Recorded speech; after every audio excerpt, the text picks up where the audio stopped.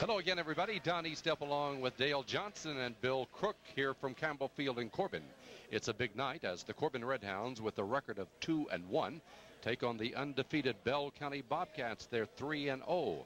Bell County, one of the top-rated 3A teams in the state of Kentucky. Corbin, one of the top-rated 2A teams in the state. Corbin is remembering quite so well the defeat last year at the hands of Bell County, 26-0. It poured the rain in that one. I think the rain really contributed to the lopsided score because the teams weren't that far apart. But the Redhounds want revenge, Bill Crook. They certainly do, Don, and a 26-0 thrashing at the hands of the Bobcats last year has certainly whet their appetite for this ball game. And I think that that being the first time that they'd ever been beaten by Bell County really made an impression on them. You know, as I look at the skies overhead, it's pretty well overcast, and the clouds are not really moving in quickly, but we could get some rain tonight. I hope not. I would like to see this game decided by whichever team could play the best under really good conditions. We may have the best matchup of the year right here. These are two good football teams. Well, they certainly are. The Bell County Bobcats are highly rated in the state. They're number 11 in the Cantrell ratings over in the Lexington Herald, and they're rated up at the top of in the top 3 in the 3A ratings across the state. I know that they've got a really good football team. I just happen to feel, in my own personal feelings, however, that the Redhounds are somewhat a superior football team, and I think it'll come out that way this evening. I believe the Redhounds will prevail. The Redhounds have looked very good this year in spite of losing their opening game. Well, they have. They've been very physical. They've shown that great quickness in all of their backs, Kennedy and Selvey and Jackson. Mark Dudley has shown a great ability to carry the ball in tough situations. And I feel like that this is one of our better football teams in the last several years. And we also got a tremendous amount of depth, and that might go a long way in helping us get by this game this evening. Well, we're just moments away from the start of high school football here on Channel 19 Falcon Cable. Don Eastep, Dale Johnson, and Bill Crook, hoping you enjoy the replay of Corbin Redhound football. We'll be back in a moment with the start of tonight's game right after these messages from our sponsors.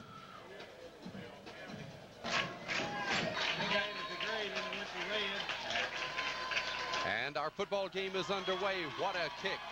Driving Schumann back into the end zone, and that is an automatic touchback. And Collett really put a toe into that one. It is indeed an automatic touchback, and Collett exhibited some a real strong leg there, kicking leg, to begin this ball game. You know, Don, I wouldn't be a bit surprised at some big plays early in the game. It seems as if every big game that there's big plays early in the game. Sometimes it takes it a while to settle down after that, but right in the very beginning, look for a big play. Last week in the very beginning, it was Brent Kennedy, the quarterback, that scampered for a couple of long runs. He's number 7. He goes out with his backfield Davis, Corey Reeves, and Chuck Selvey. And the first play of the game, Davis gets the ball, but flags go down. Did we take too much time? Yes, we did. There seemed to be a little confusion, which there shouldn't be on the first play, maybe a little jitters. But as a matter of fact, there was so much confusion that it looked like Brent Kennedy was going to go up under the guard to take the snap of the ball. And, of course, the ball was with the center. It was offsides, not delay of game. But still a bit of confusion on the first play as Brian Mulberry, number 36, will run in a play now replacing Davis. And Corbin will be backed up to their own 15-yard line, where it's 1st and 15. Corey Reeves remains in that backfield. And this is Kennedy trying the end to the left side. He'll gain the 20. Kennedy up to the 25. Kennedy all the way to about the 30-yard line. And so Kennedy is so gifted, he turns the corner on the first play of the game. Kennedy is truly a gifted runner. However, Don, it would not have taken a gifted runner to run that. The Redhound line was pushing the right side of the Bell County Bobcat defense 10 yards down the field. They really were making some impressive blocks, and I don't know if you happen to notice it, but we got just a tad of lightning over on the left. Kind of expected on a Friday night. It usually rains anymore during high school ball games. 14 yards on that one. Kennedy will leave it with 2nd down, a yard to go for Corbin at the 29. And at the 29, they probably get the first down, but that's about all. They tried the middle of the line that time, Don, and and got some short yardage. I couldn't even pick up who the ball carrier, probably Kenny Davis at that point. Well, they didn't get the first down. How about that? It's going to be third down. Bell County was stacked in there very well and did a pretty good job defensively. My goodness. So leaves Corbin a very big play right here as Chuck Selvey will be the wide out to the right side. We have Mulberry in the backfield with Davis behind the quarterback, Kennedy. Third down, a yard to go.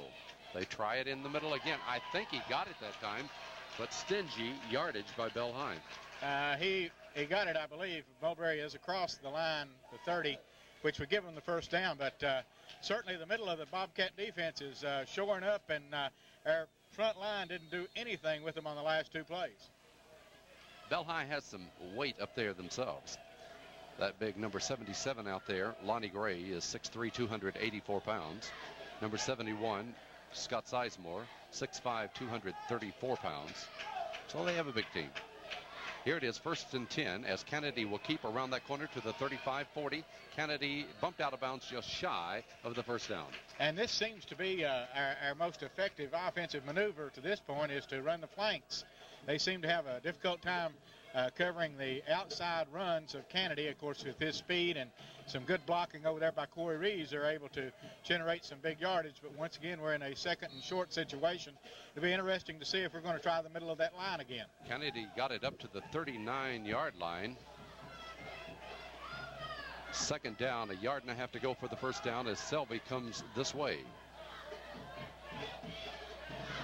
Kennedy is back to throw. He has Corey Reeves open. Corey gets the pass, stretches out there as Corbin gets a first down up near midfield. And a beautiful reception by Corey Reeves. Corey's had some problems with his wrist.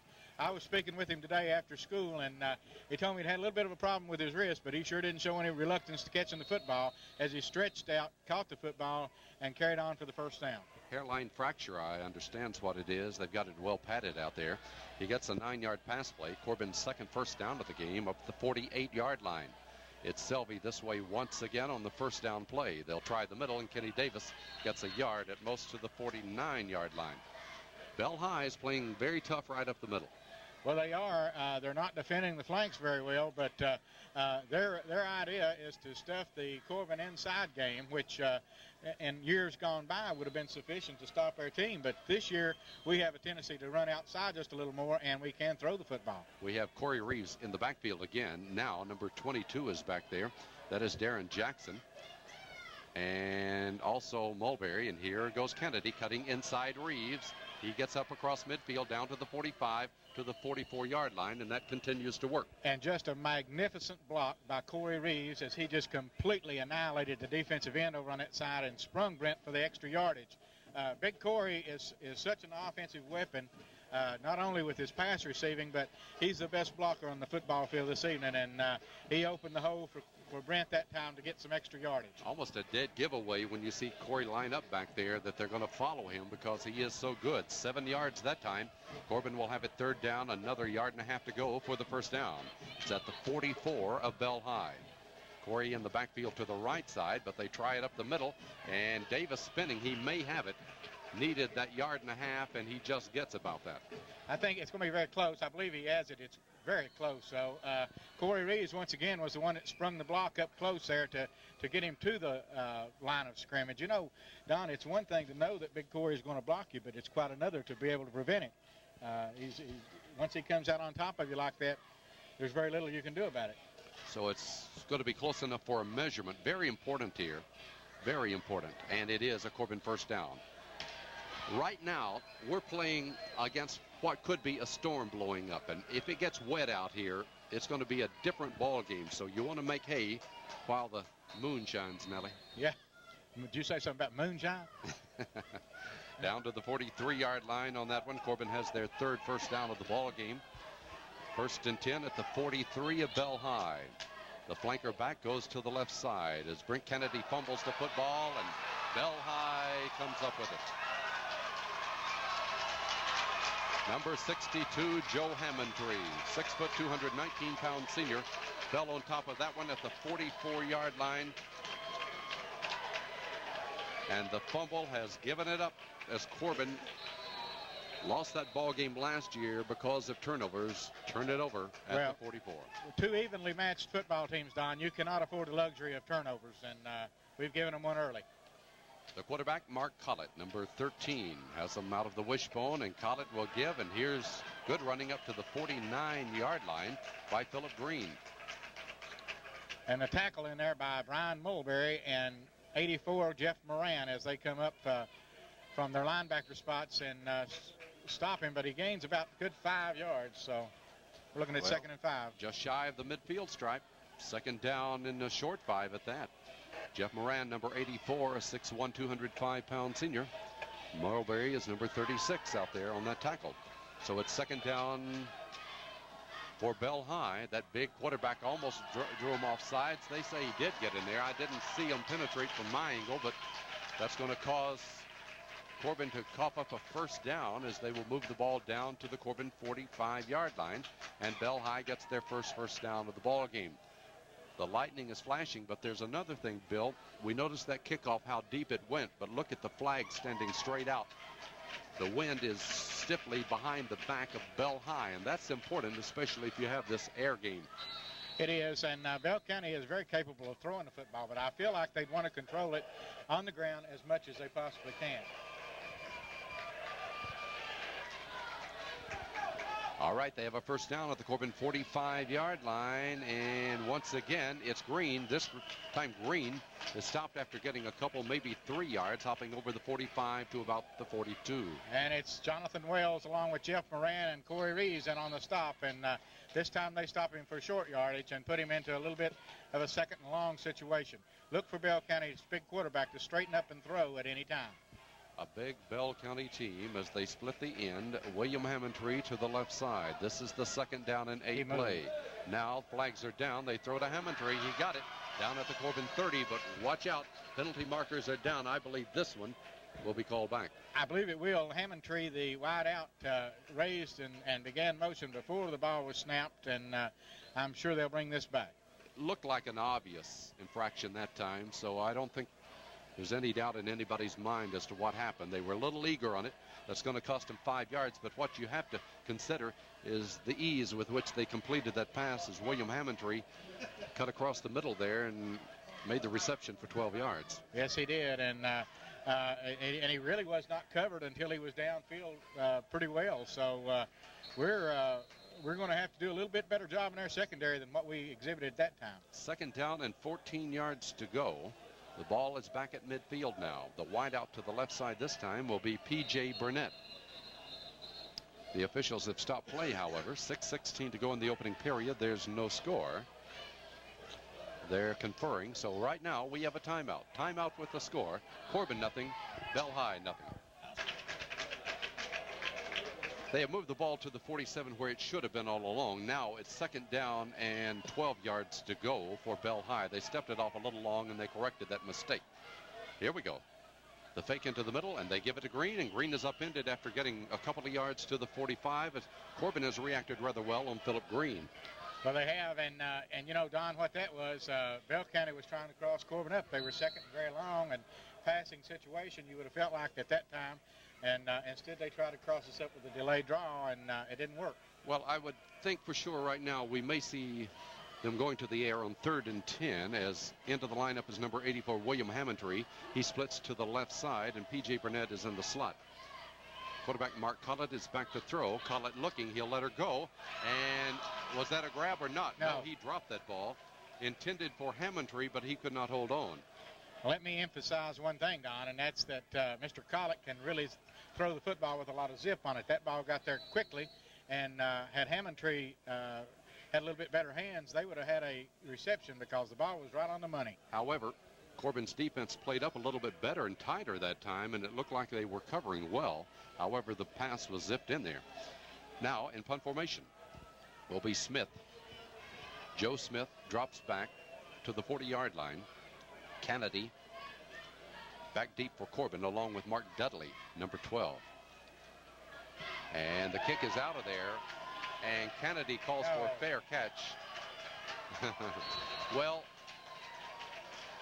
when he is able to see In defense of Kennedy, we don't have any numbers on our field. He has no idea where he is. Now, fans, for years, I've griped and complained that we should have numbers up there, 10, 20, 30. This guy has to look up. He can't look down and say, I'm at the 5 or 10. Well, See what I'm saying? Yeah, I understand that. I agree with you. However, he's supposed to, in a situation like that, stand on the 10-yard line, and then he knows where he is when the ball's kicked. So if he goes back one stripe, he knows he's on the 5. Yeah, well, that's true there, and let it go into the end zone, hopefully.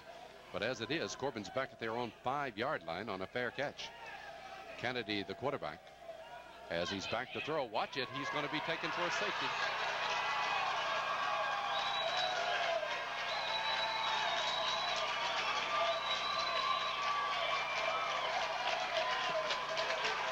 We did that earlier this year. It worked almost in the opening ball game against Highlands for a touchdown had the ball been thrown on target. But here, Bell High was having no part of it. Well, as you said, we did it earlier in the year, Don, and I'm sure that Bell County was very aware that we had done it earlier in the year. And certainly in a situation like that, they were ready, and it proved to be beneficial to them. Good coaching job on Bell County's part. Bell County leads it by 2-0. And thus far, Bell County has gone toe-to-toe with Corbin. Again, the decision by Brent to fair catch the ball is part of a learning process. And as the season goes on, I'm pretty sure he would think twice as he got inside that 10. Well, it just put us in a rather precarious situation, but it's early in the ball game. 2 points should not win this football game. So, although with the rain coming on like it may in just a few minutes, 2 points might be pretty big. 2-0. Bell High leads. 4:57 to go here in the opening period, and Corbin now will be kicking off into a pretty heavy wind from their 20. So Bell High undoubtedly will have good field position. I'll be surprised if that ball gets much over midfield with the way the wind's blowing. It dies down. Now it comes back up. But from the 20-yard line, Corbin will be kicking off. Rucker does an excellent job punting the ball, and that might have been a better option, but he gets a pretty good kickoff here. Bell High's Green takes it on the run across midfield, down to the Corbin 45, to the 40, down to the 30, and Bell High is threatening. Well, Don, it's certainly very obvious that Bell High is ready to play football. I don't know whether we are or not just yet. We might get ready, but I just hope it's not too late. At the Corbin 34-yard line, Bell High has capitalized on a safety now by not only scoring, but having excellent field position. Philip Green took it on a dead run, didn't let up until finally hauled down at the 34-yard line. Mark Collett, the 6'5 quarterback, hands it off, this time to Lance Burnett, and Lance Burnett comes into near the 30-yard line before he's upended by Chuck Selby. Chuck come up and made a good tackle, and we're going to have to really shore up right here, Don. We cannot afford to let these people get a touchdown on the board. We'd be in a very difficult position. We could stand a field goal, but no touchdown. Collett, 6'5", 203-pound senior, and notice how tall he is when he goes under center. As his wide out Hammondtree to the left, here's the pitch going to the left side to Burnett. Burnett cutting the corner as Gooden dives at him.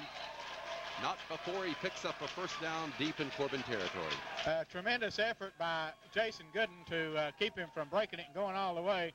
However, we didn't do a very good job defensing that play, and Burnett's got the good, quick outside speed. He can run a 4.5 40, a legitimate 4.5 40, and he's a tough kid, and we're going to have to play him just a little tougher right now. We got to suck it up a little bit here. That game was good for 11 yards, and Bell High's second first down. They're down to the Corbin 19 now, 1st and 10. Hammondtree wide out to the left, full house backfield for Collett. Collett, second man through, that's Burnett. Burnett bouncing off people. He fumbles the football, and Corbin has it. No. I thought Corbin had it. They're saying he was down. He absolutely ran over one of our linebackers that time. Just absolutely ran over him, and I didn't see the ball squirt out. Evidently, it hit after they hit the ground, but they're in a very good position right now. Got to the 13-yard line, got 6 yards, and the rain starts to come down, and Bill, a touchdown in a rainy field would be quite a cushion. Second down and 4. And to the left side, Green spinning off people to the 5. Inside the 5, and Bell High is punishing Corbin. As I'll tell you what we better count on right now. I can see it from this point. We don't need to worry about one touchdown, Don, because if our defense plays like we're playing right now, we're going to have to score about 4 to win. 10 yards on that one. Third first down of the game for Bell High. First and goal to goal after 3. So Bell High last year, because of field position and rain, walloped Corbin 26-0. Tonight, field's in good shape. And it's Green for the touchdown.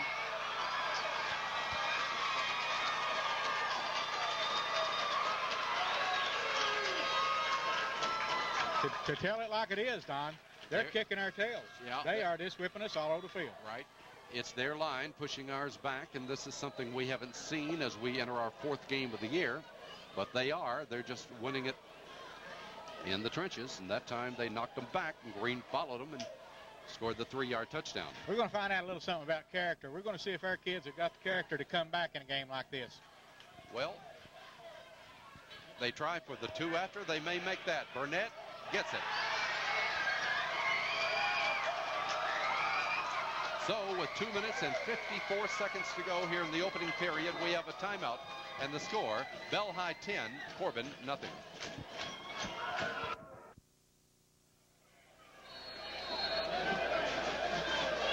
Just in time for the rain. Bell High scores and they kick off now. And on the return for Corbin across the 25 to the 30 goes number 29, Aaron Schumann. 5'7", 145-pound senior. You talked about have to show our character. Not only that, Bill, we're going to have to do it on a wet field now. Well, that's what football's all about, winning inside, outside, whatever, and under adverse conditions. And I can't think of things that are much more adverse than what this would be, unless it was Austin East last year. 29-yard line, and the thunder rolls and the lightning flashes and the rains come down. Corbin 1st and 10. Selvey lines up it in to the right side. Corey Reeves is in the backfield to the left side as they'll try it up the middle. Nice running by Kenny Davis, and he burst through there for about 10 yards. And that's what I'm talking about. That's how they've got to fire back. Our offensive line over there with Derek Raines and Jonathan Wells opened a pretty nice hole as they came up the middle that time. They will spot the ball at the 39-yard line, just shy of a first down. And so that time, Kenny Davis running with abandon gets good yardage. It'll be second down, less than a yard to go. Bell High scores quickly here in this opening period to lead 10-0. On the second down play, Bell High and Jonathan Wells. Let's see which one did what first. Well, they both moved, really. The kid over here on this side moved, and Jonathan moved both. I would say it'd be offsetting, but can't ever tell what they'll say here. I doubt it, really. Well, they're conferring. That official is ready to step it off against Corbin. We're in a situation now where mistakes, as much as anything, can alter this kind of game. Oh, they call against Corbin. And so when you play such a good team like this, you can't afford those mistakes. And here, what looked like almost a sure first down on second down turns into second and long. Yeah, we're not a dominant team to this team anyway, and we can't afford to spot a mistake after mistake after mistake, and we've done that all year, and we're doing it again tonight. Second down and 5 for the first down now. The rain is just light right now as Bell High blitzing on that, and it's going to be Kennedy on the option. Kennedy turns. Kennedy gets the first down.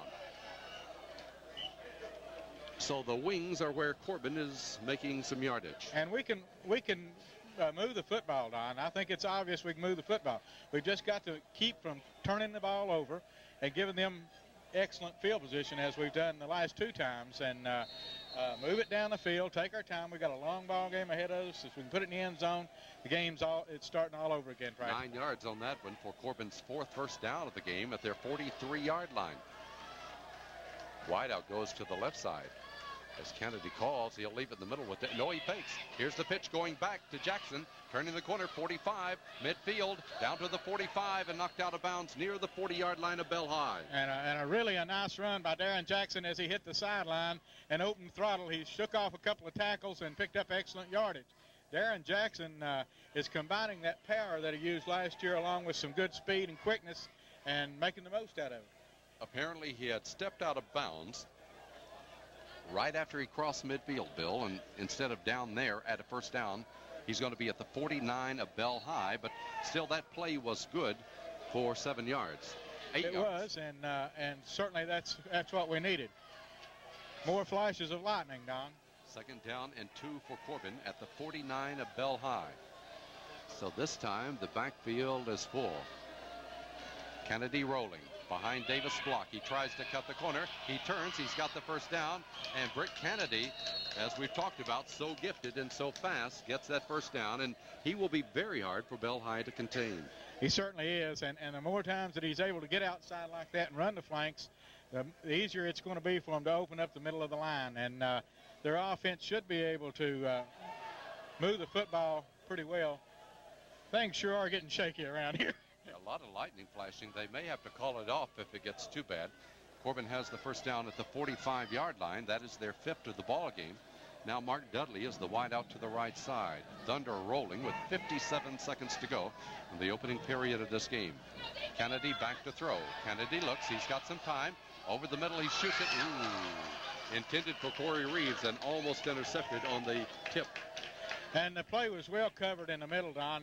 They knew Corey comes across the middle for that drag play for the tight end, and they defended it very well with three defenders right around him, a couple of linebackers and a defensive back. So it's going to be kind of tough to get the ball into Corey, and it looks like we're going to have timeout called here. Wise decision. They're going to stop this and get those players off the field. The lightning's too fierce, so our game will continue. We have 51 seconds to go in the opening period.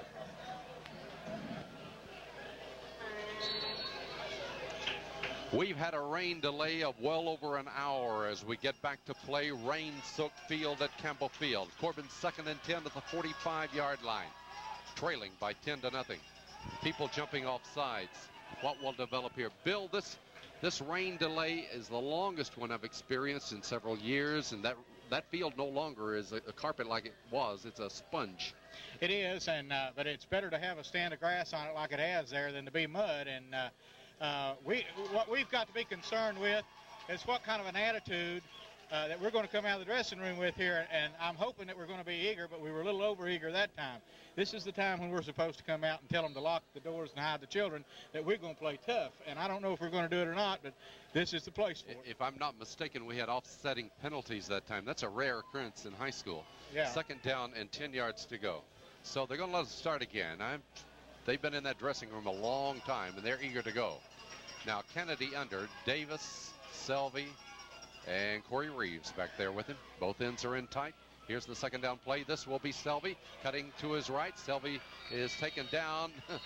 He puts up a fight, but taken down after getting about 5 yards. And if it's a fight you want Chuck Selvey in there fighting for you, because I'll tell you, he's got a lot of tiger in him, and we need to give him that football. He's wanting to play. Let's give it to him and let him play.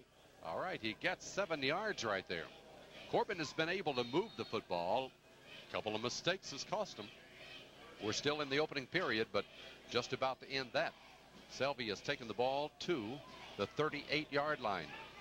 It'll be 3rd down, a long 3 for the first down.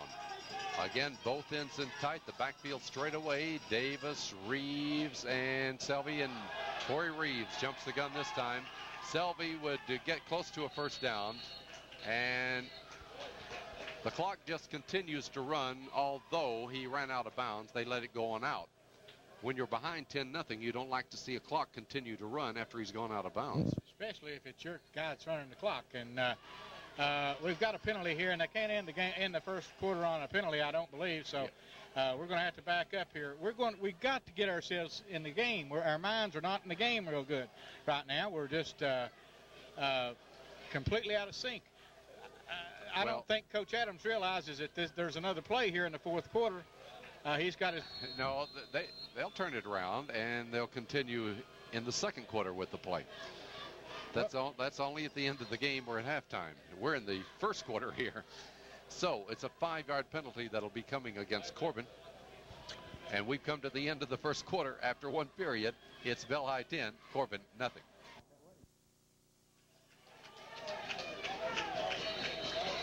Mistakes continue to plague the Corbin Redhounds. They have it back at their 43 now, 3rd down and 8. The wind is behind their back for the second period of this game now, so that could be a factor here. As we begin our second period, Kennedy back, he's on the roll. He'll cut up field and nowhere to go. Reverses his field, going wide the other way. Pretty good wall of blockers over there. He turns the corner, 35-30, Kennedy 25, Kennedy 20, Kennedy to the 19, and he made it happen. You know, Don, we've watched a lot of football games over the years, but outside of Calvin Bird, can you remember anybody that reverses their field any better than Brett Kennedy? He just then went 24 yards, and you saw all the white shirts on this side of the field, and when he stopped, he had a good wall of red jerseys on that other side, and he turned around it and picked up 24 yards in Corbin's 6th first down of the half. And a particularly good block from Darren Jackson as he turned the corner. Very big play by Brent Kennedy. At the 19, 1st and 10 for Corbin. Now it's Selvey. Selvey, here he goes, digging across the 15 and down to about the 12.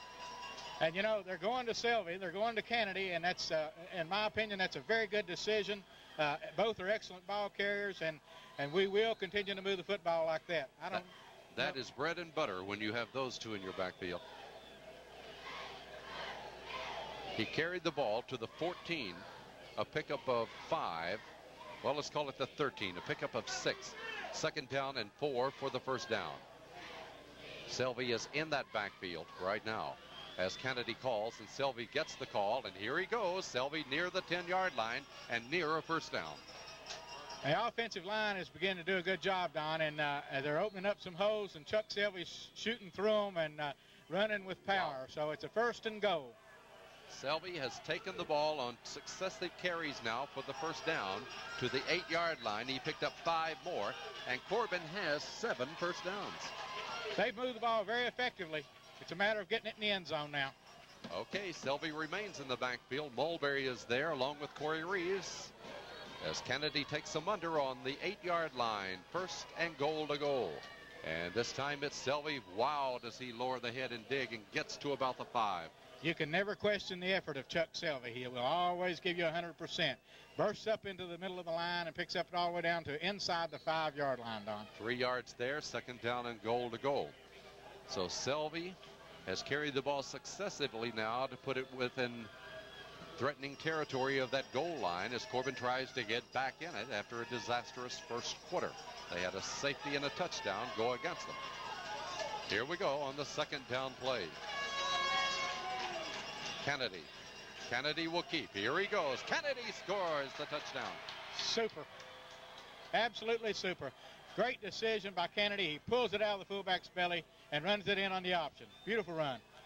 You got to know that they've seen number 32 over and over, and Kennedy has set them up for what was his keeper and the touchdown with 9 minutes and 44 seconds to go.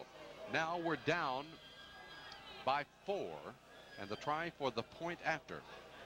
Brad Rucker, number 3, is in to kick. Field. Kennedy will be holding. Kennedy puts it down, and the kick, it is no good, off to the left.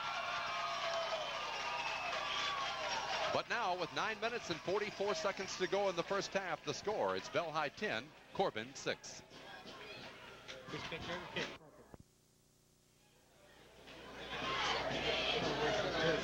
It took the Corbin Redhounds 13 plays to go 71 yards and the touchdown. Ooh, as it cooled off out here. I can't say I'm not enjoying that part of it. About half the size crowd that we had after that long rain delay. Well, back deep will be number 22, Philip Green, as Rucker's kick will be going to him. He takes the ball at the 15. One Redhound misses him. Here it comes upfield. Green is hit and taken down at the 38-yard line. And one thing that Bell County has been able to manufacture each time they've received the ball is good field position. They're always out past their own 40 or in our territory, and once you start that way, it makes it easier for you to operate. We're not covering kickoffs at all well. We're not getting down the field. They're returning them. They're getting good blocking, and we're going to have to stiffen up a little bit. I said 38. It's the 44. Pardon me. Only where they mowed the grass can you tell where the yard markers are here. Now Bell High's turn. They lead it by 4. And it'll be Green, and Green is taken down after 2 to the 46. 2 or maybe 3. He came shooting through there, and they pushed the defensive line off the ball just a little bit. But I would call that a successful play on defense when you put it in relation to the way we played before the rain period. Well, that's a 3-yard pickup to the 47, 2nd and 7. It will be William Hammontree wide out to the left side now as Mark Collett, the quarterback, goes under. Here's Collett. He's jumping the ball over the line of scrimmage. Got his man, Darren Clark. When you have a quarterback that tall. Well, wow. it wouldn't matter if he's 10 foot tall. You've got to cover the receiver. And he got up in the air and he can get the ball over the line, but we're not covering the receiver. That's the problem. That got it down to the Corbin 45-yard line, and so Bell High has their 4th first down of the football game. The Bobcats are 3-0 on the year. They defeated Richmond Madison 26-7, Tates Creek 12-6, and Callaway County 30-14. The running play this time for number 24, Lance Burnett. And Burnett pushes forward again to near the 40-yard line. And stopping them is our problem, though. Yeah, the tackle that time by Jeff Moran and Sean Sargent in there to make the stop, and that was really not too good of a gain, but it's still 2nd down and about 6, so they picked up about 4 yards. Yeah, they got 4 to the 46-yard line. Matter of fact, we haven't stopped them shorter than 3 yards, I don't believe, in the ball game. 2nd and 6. Here they go. That pass play, Hammontree, a little behind him on the throw. Well, it's almost a relief for me to see them pass. They run the ball so effectively that I don't know that if I ran it as well as they're running against our defense that I'd ever throw it. Well, the 2 that Hammontree has had have been thrown a little behind him, or else he had both of them. Yeah, they're very true. And we're, something I was thinking that we were going to be more aggressive in our line play. We're not doing much on penetration. I don't know if it's the fact that we can't penetrate or that we're trying to read too much. Big play here from the 41-yard line. And, that was pushing off on the offense. That time it was very obvious to me that Darren Clark pushed off to try to get the pass. Yeah, and Chuck Selvey was telling him about it, and he don't like it, and I'm glad he don't. Well, it's incomplete. That's the main thing down at the 41-yard line. The Bell High people yelled, but it was very obvious offensive interference there, if anything. The official was screened out, however. If they can't move the football, they're going to be squealing a whole lot tonight because I don't see they can stop it too well. Now, it's slippery back there, and they're in punt formation with Joe Smith standing back at his 41. And I'm sure, he slides down, and Selvey falls on top of the ball. The punter slipped down. And a great heads-up play by Chuck Selvey coming up with that football. That prevented it from rolling maybe another 10, 20 yards on down the field and gives us a little better field position than what we've been accustomed to. That's very important on this rain-soaked field right now. You get back in your own territory too deep, and it's very tough getting it out of there. But now, with Selvey coming up with that one, that ball is at the 29-yard line. So that's only about a 13-yard kick. The Redhounds have moved the ball well all night, but they trail by 10-6. Kenny Davis, a couple of yards. Yeah, we didn't move them out of the middle too much that time. I kind of felt like that the way we've been able to run their flanks that possibly we might get a little more running room in the middle, but we didn't get much there. The only one that's done it in the middle tonight has been Chuck Selvey. He was pushing it on the other end of the field a moment ago, just hitting them hard and driving them back. Yeah, that's true. He was grinding the yardage out, and I don't have anything against going to Chuck time and again. 1 yard. 2nd down and 9 from the 30-yard line.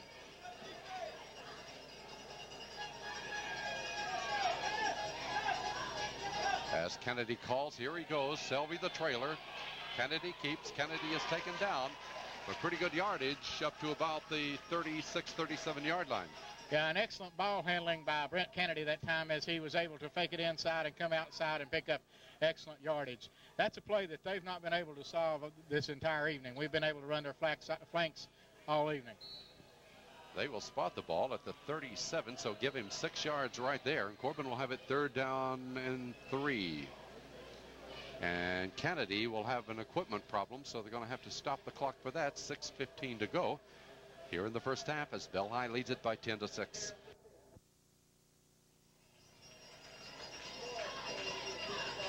The big plays continue to mount right here. Corbin has it 3rd down and 3 for the first down with the ball at their own 37-yard line. Fumble by Kennedy, and Kennedy picks it up. Kennedy pitches back. Here's Selby around the corner. Got the first down, and Selby knocked out of bounds and into a puddle of water on the other side. And a good job by Kennedy to get that slippery football. Really unbelievable heads-up play by Kennedy, and being alert enough to spot Selby on the outside and make the pitch after picking up that slippery football. Great reaction by Brent Kennedy. Only a great athlete could have made a reaction like that. Super play. You think Kennedy made it happen. You think that was a design play? If it was, let's see if we can do it again. Tennessee ran something like that last week. 45-yard line. Corbin's 8th first down of the game. That play good for 8 yards. Kennedy barking back to his setbacks. He's telling Davis what he wants done. Oh, boy. Well. Hey!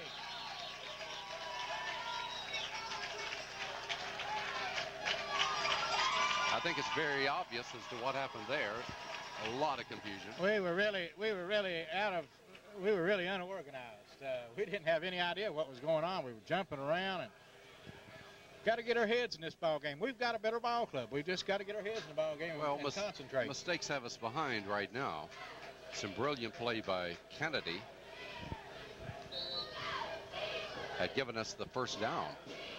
But now we're back at the 40-yard line where we have it 1st and 15. You're watching the replay of Corbin Redhound football. Don Estep along with Bill Crook and Dale Johnson from Campbell Field. Now the trailer is Selby. Kennedy will keep the ball. And out of bounds he goes on this side of the field, but that's a good game. It is indeed. Brent Kennedy once again turning the speed on and turning the corner around the end. I think a lot of quarterbacks at that point would have turned it upfield and tried to go in behind, but he gained additional yardage by staying outside. He came all the way up to midfield, so he got 10 yards on that one. So that erases that 5-yard penalty a moment ago and makes it 2nd down and 5 for Corbin. Kennedy continues to work the wings, and it's working for Corbin. So as our good old buddy of yesteryear, Bob Igo, says, if it works, just keep at it. That's true. Bob had a philosophy in that manner for sure. 2nd down and 5. Corey Reeves remains in that backfield. He's been that blocking back there. Now it's Kennedy on the option. Kennedy keeps. Here he goes and pitches to Selby. Down that sideline. 35-30 and knocked out of bounds inside the 30-yard line. And just a beautiful decision by Brent Kennedy, who made a magnificent pitch. Chuck Selby gathers it in and scampers down the right sideline, and it's been all the Kennedy-Selby show on offense for the Red Hounds this evening. Superior play by Brent Kennedy. He got caught for the safety earlier. He'll make very few mistakes. And he overcomes those with these plays like we're seeing right now. That one was good for 20 yards to the 30-yard line and Corbin's 9th first down. 5:40 remaining in the first half. Dudley's in the backfield now. Dudley gets the call. Here goes Dudley, hopping over people. Dudley takes them on, and Dudley runs by them as he gets out of bounds after getting 5 yards. And I'm going to tell you something. That's the first carry for that young man this evening. He is one tough runner. I saw he along with Corey Reeves this afternoon when they got out of school, and Mark is really bulked up, and he can run over some people, as he proved just then. Got more than 5.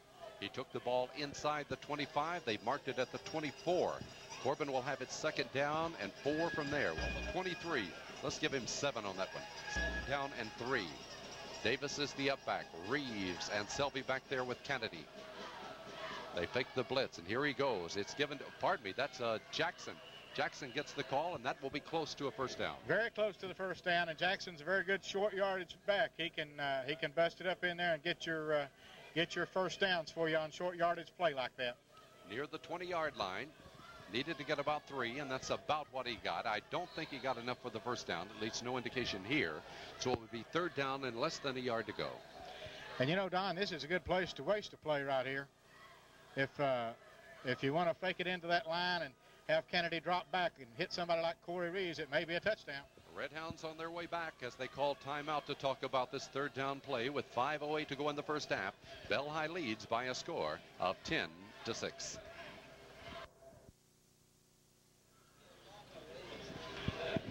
Corbin is just shy of that 20-yard line. They need to get across the 20 for the first down. They have 9 first downs in the first half to Bell High's 4. This will be a run to Selvey, I believe, behind Corey Reeves. Uh-oh.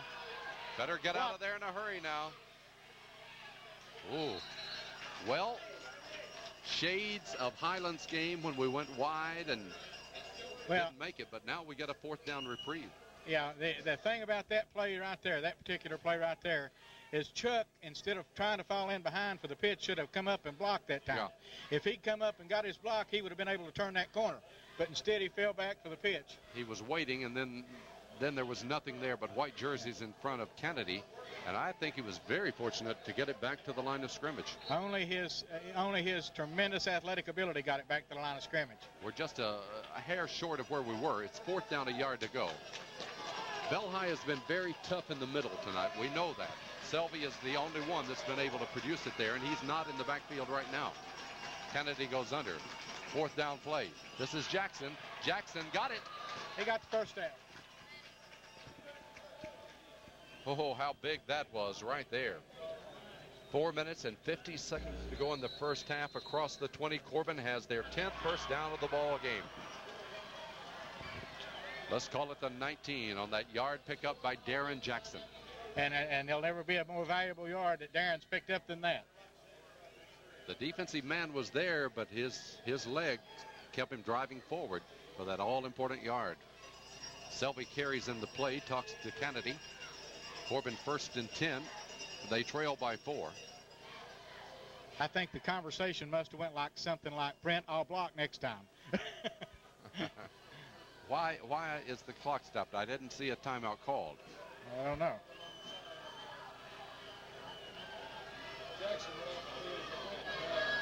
Okay, Jackson's off the field with an equipment problem there.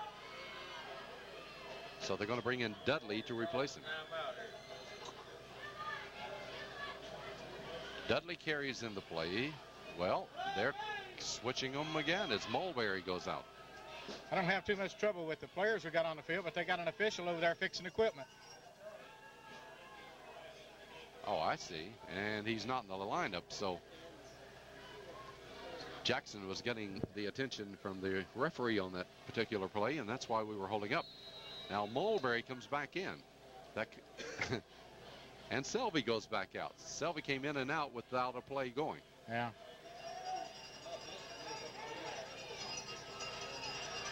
This has been one of the most unusual games I've ever witnessed. A lot of decision making on one timeout there. At the 19-yard line, 1st and 10. Kennedy will give it to Dudley. Boy, that's some tackle that time. Number 28. Dallas Skidmore came right in there, and Mark didn't have a chance. They blitzed their linebacker. They've seen a little bit of that sweep to the right and sweep to the left, and they came through and knocked it off that time. That's all right, though. We're on 4-down territory here. Well, that's a loss of 3 yards to the 22. It'll be 2nd down and 13. Dudley remains in to be the split in or split back to the right side. Corey Reeves comes up on the line of scrimmage. The tailback this time will be Chuck Selvey. The up back is Davis as Kennedy calls the play. He fakes into the middle. He's got his trailer. He will turn inside. The flag goes down and gets short yardage across the 20 to about the 18, but a penalty marker down indicates more than likely holding, and that would be 10 yards. And that's a major penalty that would be setting us back right here if it's called. It'd really be a backbreaker.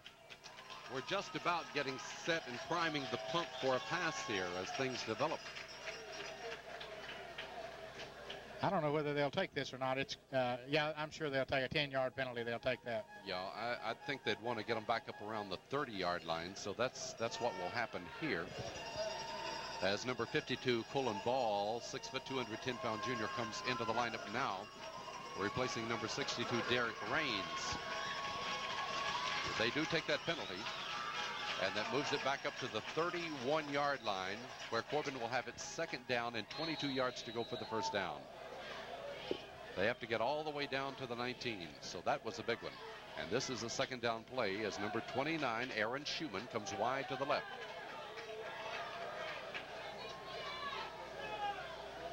Kennedy is back to throw. Having protection, almost slips down. Kennedy looking. He'll let her go, and it's into the ground, incomplete. He couldn't find anybody. Well, they were down there. I don't guess he could find anybody open and threw it away. This puts us in third and very, very long, and that holding call really hurt us. Yep. Your mistakes will haunt you, and that's, for the most part, is why Corbin is behind right now. Well, Corbin's made more mistakes in this many games than I have ever seen any team make. We've got all kinds of ability, but we just can't seem to put it together without the mistakes. And the first game of the year. Yeah.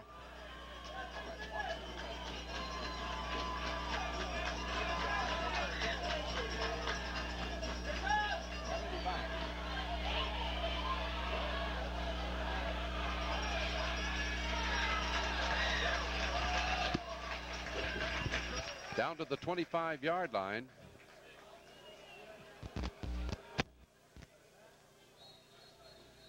And so Corbin now will have fourth down.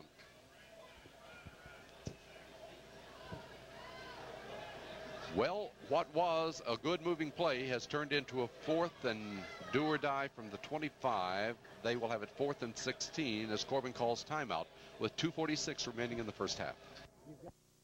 Except Shelby's not in there. Here it is, 4th down and 16 for Corbin from the 25-yard line. Flanker back to the right side. Mulberry on the eye as Kennedy looks. He'll let her go for the end zone. A battle for the ball out of the end zone, no good. We have got a late hit, I believe. A penalty marker went down, and let's hope that Bill Crook is right on a late hit. They've got Kennedy down on the sidelines. I don't know if he's going to get up or not. He's hit pretty hard over there late. Personal foul against Bell High. Wow. Yes, automatic. That could be a first down. Would it be automatic?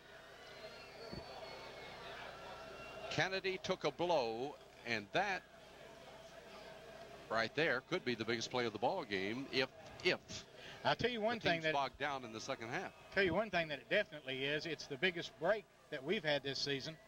No doubt. No doubt. Now they have marched off the penalty. They have not moved the chains. We're waiting for that to progress. Kennedy took a blow late. Corbin first down. That will be number 11. They had surrendered the football. But then Bell High made a mistake. And I'm telling you, mistakes will kill you. They will indeed, and like I say, this is the first time we've had a break this year, and of course it was a legitimate call. He killed him over on the sideline. 13-yard line is where the ball is now. First down and 10 for Corbin. Unbalanced line to the right. And that's Reeves on that right side, and it's Kennedy trying to follow him around that corner, looking. Uh-oh, they got him trapped back there, reverses his field. He's looking and drops the football. How about that? I think he got it back. He got it back. Had 3 Bell High players there. Yeah, that was nothing but a stroke of luck though, because the ball slid back to him. They knocked it back under him, and now Corbin calls timeout. Well, a slippery field. That's what I'm saying. I don't really understand. Was that a pass play? No, that was a run play. That's the same thing they've been running all night, Bill. Corbin will talk about it with 2:19 to go. The loss was 13 yards to the 26-yard line as Corbin will have it now, second down and 23. Schumann's wide out to the right side. Kennedy is back to throw. Kennedy lofts it, intercepted. And that will stop that. Corbin had a lot of gifts, but they couldn't capitalize. It's difficult to perceive how you could possibly score at a later time when you have all the advantages that they had on this particular drive and did not score. Their drive preceding that was kind of the basics, wide out and Selvey, and on this one it took a different nature, and in doing so Corbin got out of sync, so to speak, and it cost them. They give up the football on a pass interception. That was a very big play. 2:11 to go in the first half. Bell High has it at their own 27-yard line, and now their big man's ready to throw. Ooh, way downfield, and hard to catch, no doubt, at the Corbin 30-yard line. They had everybody turning around. Dudley was covering for Corbin. It was a well-thrown football, though, Don. The big man can throw the football a long ways, and the receiver was down there. It's a little difficult to catch it, and it's slippery like that.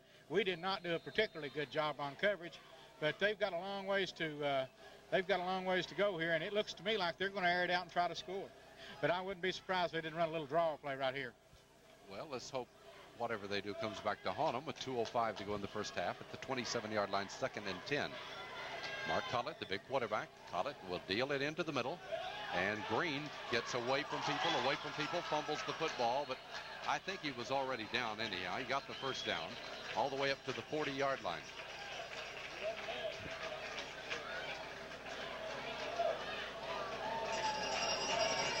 First down, and this defensive series is critical to the Red Hounds. He ran through people up to the 42-yard line, 15 yards. Pass pressure becomes very important right at this time too, Don. Bell High leading by 10-6 as they try to get something on the board. And Collett back to throw. Oh, he's got his man wide open. Down at the 26-yard line. Well, we're going to have to start covering somebody. They won't get out there wide open all day and fall down with it. Gooden and Dudley turned upfield. It seemed, and P.J. Burnett was back there to get it. At the 26-yard line, the 6th first down of the half for Bell High. 32-yard pass play.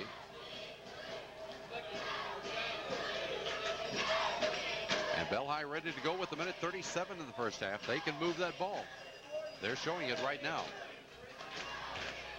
Well, let's hope they pick on Selvey and he turns it up the other way. That's our hope.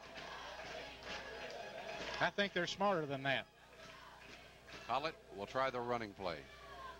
And this time it doesn't go. Down for 1 yard, and that's about all, as Green a moment ago was able to ramble for long yardage. But this time it was Joe Humfleet, number 33, that just got a yard.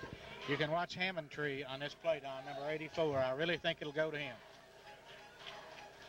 Well, William Hammondtree is number 84, wide to the left side, and Burnett is to the right.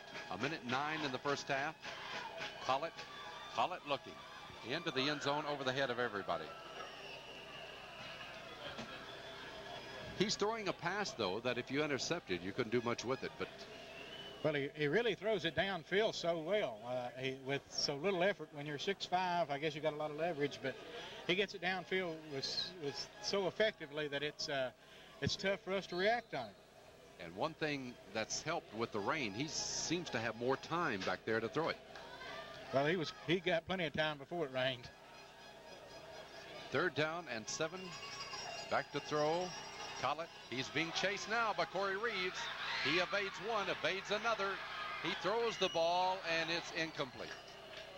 Did a good job. Big guy just kept slipping through people. Well, that time the rush was good, and they didn't let him set up to throw the ball, and that was what kept him from completing it. They actually, over on the left-hand side, Tim French was putting some heavy pressure, but the big guy that was blocking him looked to me as if he tackled him. He took him down with a hole, but there was no call. 4th down at the 25-yard line and 7 yards to go for the first down. 53 seconds here in the first half. With 51 seconds to go in the first quarter, the rain started coming. We delayed the game by over an hour. I would say about 75% of the people that were here are still here after that long rain. Here it is, 4th down. Collett back. He's being chased, but he throws, and it's complete at the Corbin 11-yard line. Well, the amazing thing about this, Don, they're falling down and we can't cover them. William Hammondtree got it again. The clock running. Touchdown here would be a big one for Bell High. They're right at the Corbin 10-yard line. That's their 7th first down of the first half.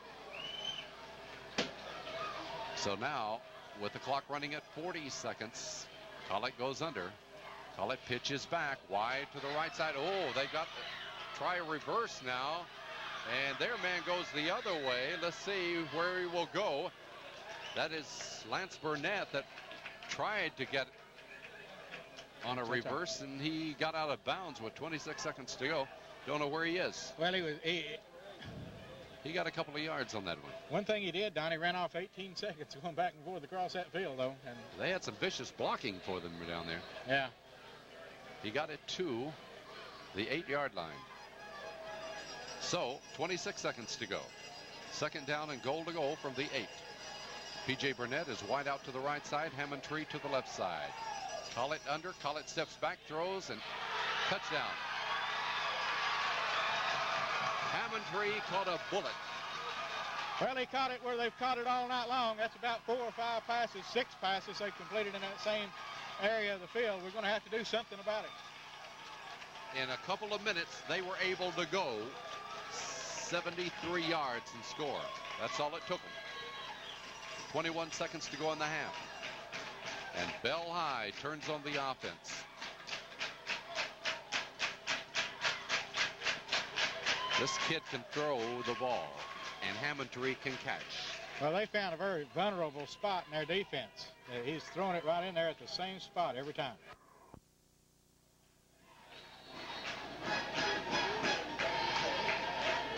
A vast difference in the Bell High teams of today and yesteryear. They've stolen the thunder of Bell County away from Middlesboro. This is the team now. They lead 16-6. They're going for 2. Collett goes under. He'll keep it. Oh, he's got his man wide open. I want to tell you something. That's good coaching. Yes, it is.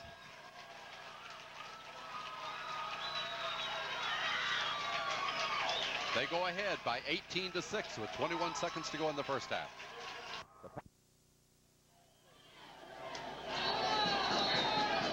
Darren Clark on the receiving end of that 2-pointer. 21 seconds to go. It's 18-6. Bell High's quarterback Mark Collett hit that ball beautifully.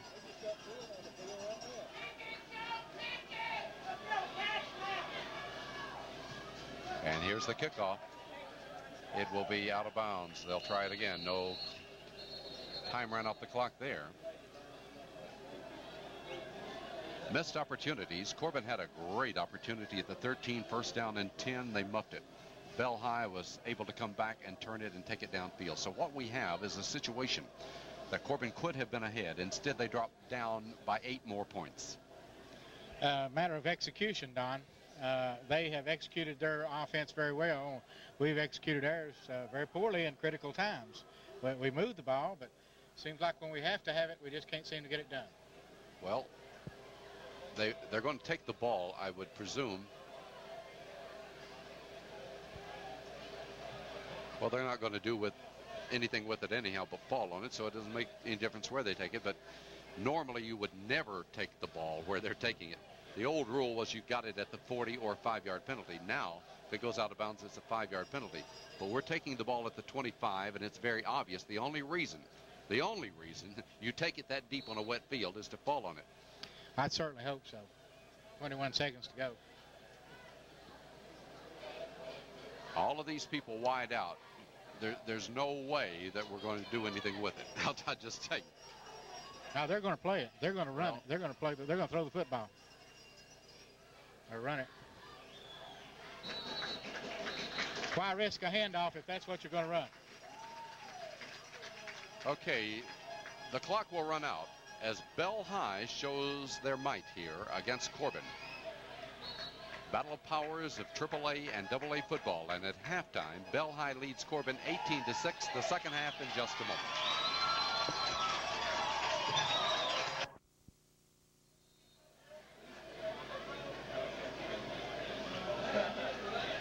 The second half must be much kinder to Corbin than the first, or the Redhounds could be humiliated. Here we go, the second half underway. Across the way, the kick goes. and it's taken way upfield at the 26-yard line. Good tackle that time by French. Yes, French got down the field. They covered that kickoff much better than they covered the ones in the first half, Don, and they got down the field a little bit better, but they're still out to the 30-yard line. Short kick. Yeah, only about a 6-yard return, so they still have pretty good field position. Keep in mind that they started that last drive before the end of the first half at the 27. It took them only a couple of minutes to score, so they really have better field position right here. Bell High leading 18-6 here in this third period. Collett, the big quarterback, deals to the second man through, and there he goes. You barely see his number. Flag goes down as he's knocked out of bounds by Dudley. Penalty markers along the line of scrimmage. We may get a break again. It's very possible that's a holding call, Don. That's normally where they throw the penalty flag, especially if it's thrown late. And it is a holding call, and it is against Bell County. I think that was number 22, Philip Green. It's getting hard to see some of the numbers for the Bobcats. Again, talking about what I did in the first half, the county school up there that used to be the doormat in football is no longer it. They're superior to Middlesboro, and Middlesboro's program going downhill. Bell County's has come uphill just as quickly. Well, I'm sure they're getting the better football players now out of Pineville, out of the city Pineville system, and also the Middlesboro system. And once you get a program turned around, you tend to gain momentum and let it grow and get better each year. And that's what's happened at Bell County. And they've got a real football program going there now. Back to the 25-yard line, so it's going to be 1st and 15. Limited that long run by Green. And Collett on the draw. Nicely done, but good reaction for Corbin as Burnett is hit right at the line of scrimmage. Beautifully diagnosed by Tim French and Darren Jackson. They came up very quickly. It was an excellently executed handoff as he went behind him and put the ball back up front on the draw. But Darren Jackson diagnosed it beautifully and came in, made the lick, he and Tim French, for really no gain. Some of the fellows talking at halftime about whether or not Mark Collett could play big-time college football, and I don't know after seeing him for half, but my goodness, you got to like that 6'5" height at quarterback. He's back to throw right now, and it's collapsing on him, but he has time, throws it over the middle into the ground, intending the ball upfield for Burnett, P.J. Burnett. Well, that ball was not thrown very well. The nose of it was down from the beginning, which indicated he may have let it slip out of his hand a little bit, but he has an excellent arm, Don. He zips the pass into the open receiver. Sometimes he's not quite as accurate as he should be, but he does have the strength in the arm to be a big-time college quarterback. His big play thus far was that 4th down pass play that he hit Hammondtree while he was on the ground. That was excellent. And then, of course, the touchdown pass that he zipped in there. Here it's 3rd and 15. Speaking of big plays, they'll not get much bigger than this in this game. We need to stop this first drive. He's back to throw. Corey Reed's trying to come after him. Boy, that bullet is thrown. It's short. If it's caught, it's short. But you got to give him credit. He really zipped it in there. It looks as if they're going to punt, but I wouldn't be too sure. It'll be a 4th down play, but he was able to pass that one up to the 37-yard line, 12 yards, and needed 15. 4th down and 3. Oh, pardon me. They marked it back at the 36. So 4th down and 4. And for Corbin, Schumann, and Dudley. They better watch this play very carefully right here. The punter is a good one, Joe Smith. He boomed some in the first half, and he fell down on one and just got it across the line of scrimmage on another one. Now, while they set the downs marker, 10 minutes and 9 seconds to go in the third period, Corbin will have a chance to get the football for the first time the second half, and Corbin must take advantage of opportunities this half because they're down by 12. It takes at least 2 scores, obviously. I certainly hope they get the football. I'm not convinced they're going to punt it. Well, I do. Anybody would be rather silly with a 12-point lead not to punt here. Would be inviting trouble. The up man, number 82, is Brian Rice. He's not likely to run. Here he is. Nice punt out of there. And Schumann on the run. Schumann Comes upfield across the 35 to about the 42. And a real nice effort by Aaron Schumann, Don, as he broke a tackle or two and picked up an additional 6-7 yards. And real good effort by Aaron Schumann. Showed a lot of courage coming up and catching the football. He's a fine little football player. 43-yard lines where they put the ball, and Corbin has very good field position. So with that kind of field position, as I said, you got to take advantage. For the first time tonight, Tim Hickman in the backfield, number 14. He's a speedster. I noticed that also, and it's going to be interesting to see what happens here. Selvey goes out. Hickman lines up with Davis and Corey Reeves back there. Kennedy calls, and here's to Hickman. Hickman trying to go outside, reverses his field, comes up forward. Hickman, oh, what a run. Hickman at midfield down to the 45-yard line. My goodness, where's he been? I'm telling you, he's impressed me every time, all 4 or 5 times he's touched the ball this year. Oh, that was just really a fantastic reaction. Wow. As he cut back against the grain. And not only did he do it, but he turned on such beautiful speed as he turned the corner and picked up the first down. Great run. He gets a first down. Down to the 45 of Bell High when it looked like disaster on that other side. He goes in to get Corbin's 12th first down of the game at the 45 of Bell High. Now Hickman, who didn't play in the first half, will be a wide out to the right side. Full house backfield.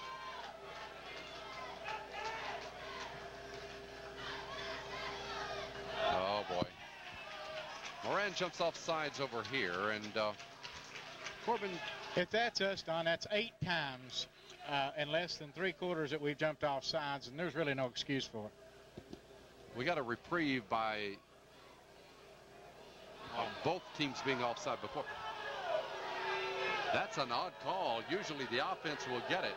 The left side of the line over there defensively for Bell High jumped, and then Moran, and it's odd when you get advantage of that, and that's what Corbin is. So, you know, we can't complain about any breaks in this game. Not really. I thought certainly that would be called against us. They're going to call timeout. They're very upset over on the Bell County sideline.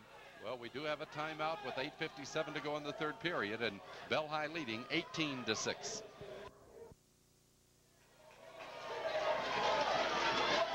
Bell High jumped off sides first, then Moran jumped. And Corbin has it 1st and 5. Hickman wide out to the right side. Kennedy under. Kennedy gives to Davis. Nice running as Davis is tripped up. They're diving for the ball. Did he fumble? They're going to call it down. Thank goodness. Ooh. Kenny Davis tripped up after getting, say, 3 yards to the 37. 2nd and a couple of yards to go for Corbin now. It's almost a must because of playing conditions and so forth that you score here in this third period if you're to come back and win this game. Oh, we've got to score before they do again, or the game's over. Now Selvey is on the back of the eye.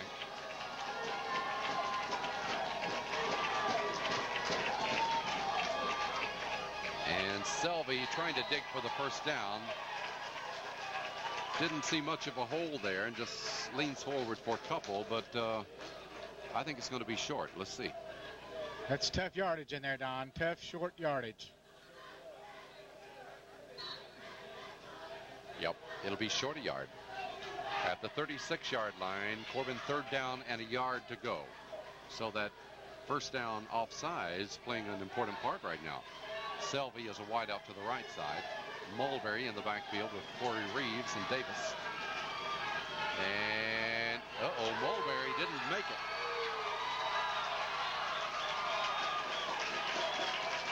This is decision time. Well, I don't think you have any choice but to go after it. Down at the 36-yard line, but it's quite obvious that Bell High is controlling the line of scrimmage when plays like that develop. Certainly is. 4th down and a yard to go. Well, in the first half, it was Kennedy on the sweeps that got the bigger yardage. He hasn't done that this half, and they haven't been able to go through the middle. Let's see what happens here. Corey Reeves is on that right side this time. You can kind of watch that big number 44 to lead blocking. They're trying to draw him off sides, but they're standing their ground. And in doing so, well, Mulberry again, so they faked me out, but they didn't fake Bell High. That play had absolutely no chance to make a first down. No chance. Bell High controlling that line of scrimmage, and I think we're seeing now, while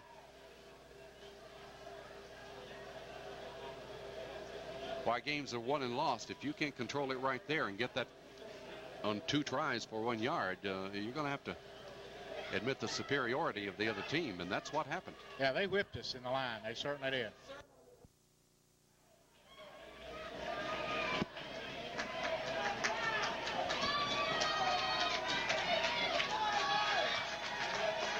Bell High gets the ball back at their 36-yard line.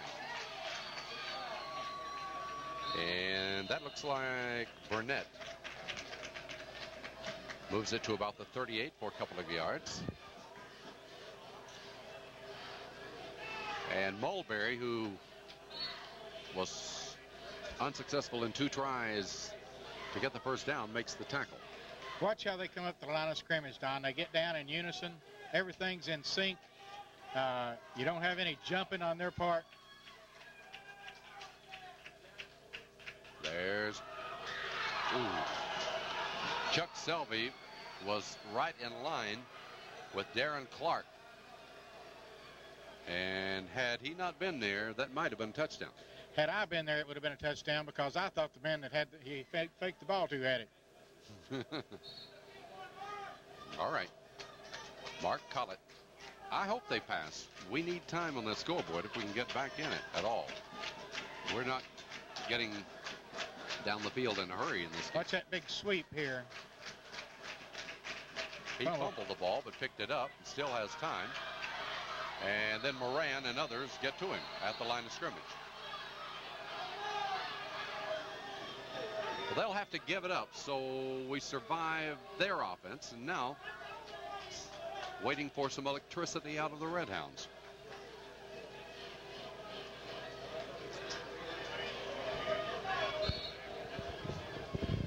No gain at the 38-yard line. Schumann goes back with Dudley. And Joe Smith comes in punt formation. 5:13 remaining in the 3rd period. I kind of enjoyed watching Hickman run, didn't you? Some effort, huh? Back at the 25, and they put some rush on him, but boy, he's a good kicker. That's a good kick. I'd say it is. Dudley did the right thing to get out of the way, too. That's a good football team, Don. Yep. They get it all the way down to our 16. Here on this cow pasture, it's a little hard to tell. Not marked, and kind of guess at it.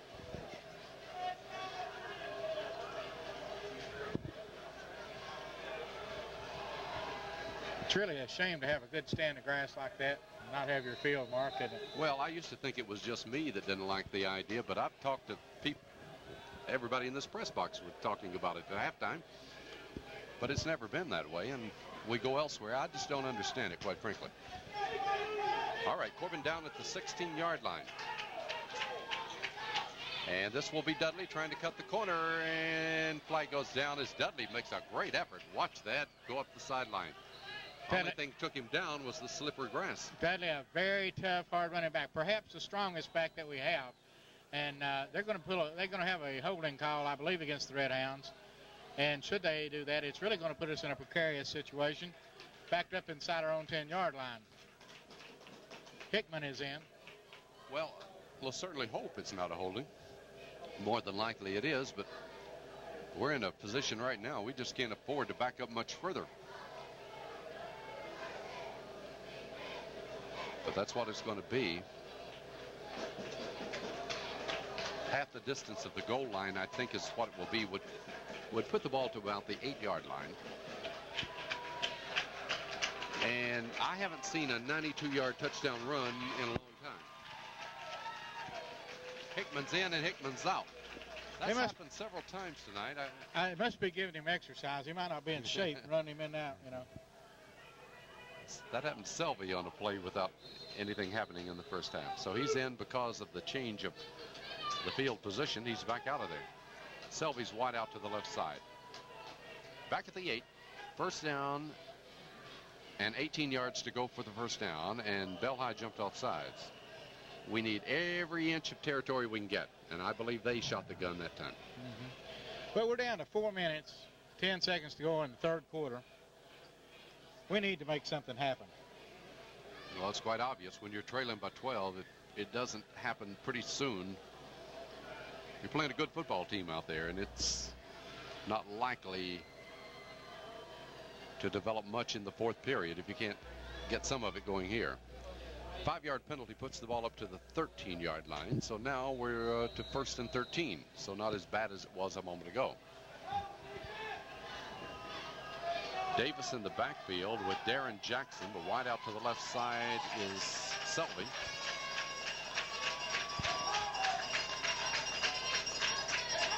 And this is Kennedy giving Davis a nice run. Davis comes up near the 20-yard line. Got about 7 on that one. Kenny running very hard and picked up some good yardage that time, but we're going to have to have some big plays if we're going to get back in this game. One thing that's been to our advantage this half, we've made Bell High kick the ball a couple of times, so we've held them at bay. But again, that 12-point deficit. The gain was good to, I'd say, what, the 21-yard line, about 8 yards there. 2nd down and 6 for the first down. Kennedy gives, and this is Davis running over a stack of blockers, it kind of looked like. It's like we decided to go to our fullback offense, picking up the middle there. Flag is down. It'll be against Corbin. Illegal motion.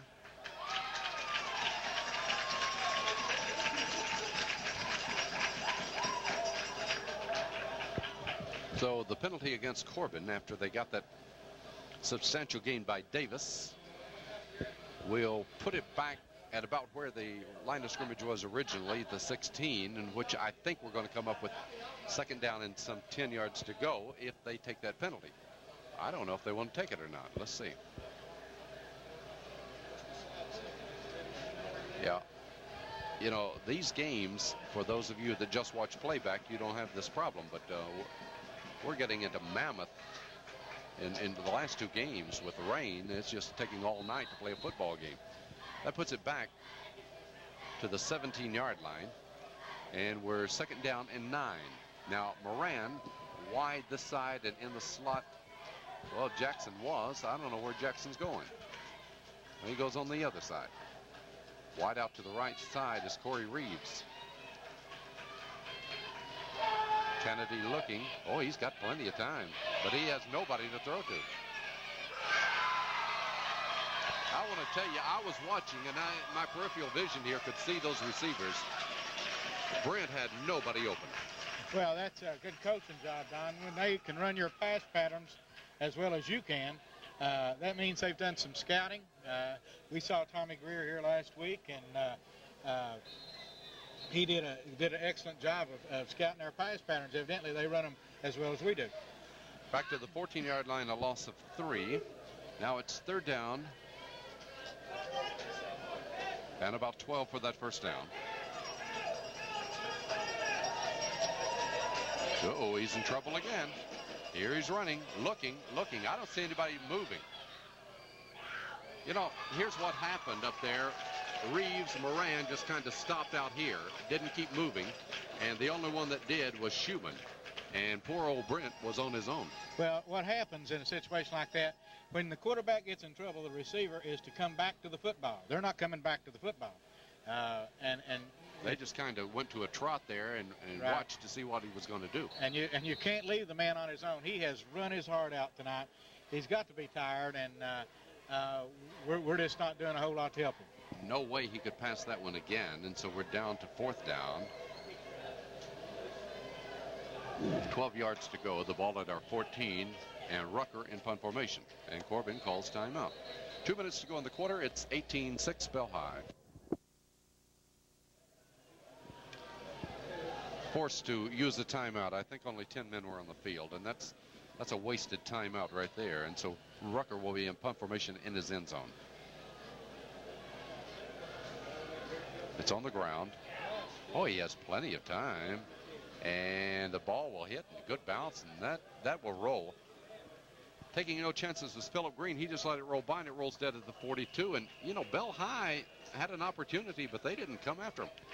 But really, Don, that turned out to be an excellent punt for the Red Hounds, and probably our best offensive play of the night. Well, Bell High now have been thwarted in 2 offensive maneuvers here in the second half, but now they start up at the 42, and you got to consider that field position. And unless Corbin can cause a turnover or something, we're down less than 2 minutes to go in the third period. It's looking more doubtful. Not able to mount anything the second half. Corbin has 1 first down, and that is it. Bell High doesn't have any first downs. No offense in the second half. Collett gives. Corbin's reacting much better defensively as Burnett gets a couple of yards to about the 44. But as I thought, Bill, after that rain, once you get a little margin there and the field becomes spongy, this is a different kind of ball game. Bell County is they're not as intent on scoring now. They're intent on playing the clock. They got a 2-touchdown lead. They're playing very intelligently, and they're not opening up. If they wanted to open up, I believe they could. They're just playing the clock now. Well, they have the material of their Hammond tree to the left side on 2nd and 8 from the 44. He's going to throw it. Here he goes. He's going to run that ball. Well, you catch him with the guard down, and that's what happened as College just had all kinds of territory. He's an excellent ball handler, Don, to be such a big man. Most of the time, the good ball handling quarterbacks are small, deft type individuals, but he's very good at handling the football and hiding it, and did a good job there. 12 yards right there for Bell High. Bell High now has 8 first downs in the game. Good play selection there for Bell High. His good ball handling also helped set up play action passes. All right, the Bobcats now with 30 seconds to go in the quarter. Have it at the Corbin 44-yard line. And Philip Green, I like the way he runs.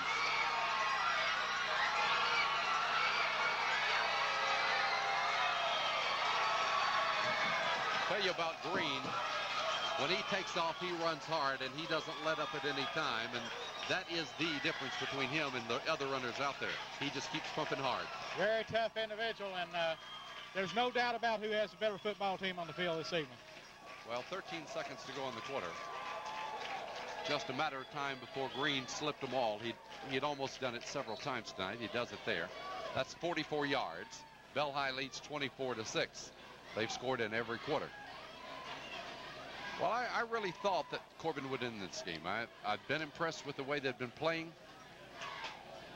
But unless they can really show me something in the fourth quarter, I think this Bell High team is really the one for real. Well, that's Collett playing excellent. The Hammond tree, and they got 2 more. 26-6 with 13 seconds to go in the quarter.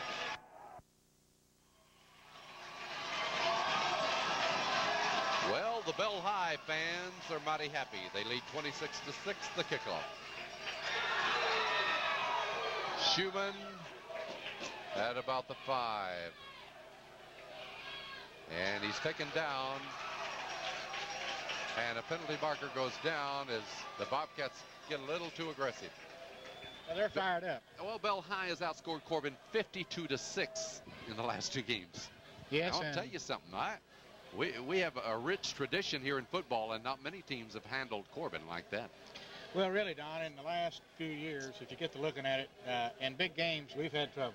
In playoff games, any kind of big game, Austin East last year, which was a far superior ball club. But in big games, we've had some real trouble over the last few years, and this doesn't seem to be getting any better. Bobcats with Mark Collett. Collett's a very impressive quarterback. But this Philip Green runs so hard, and then he can pass to Hammondtree. They have a good team. Well, that penalty helped us a little bit, but that's the end of the quarter. After 3 periods of play, the score is Bell High 26, Corbin 6.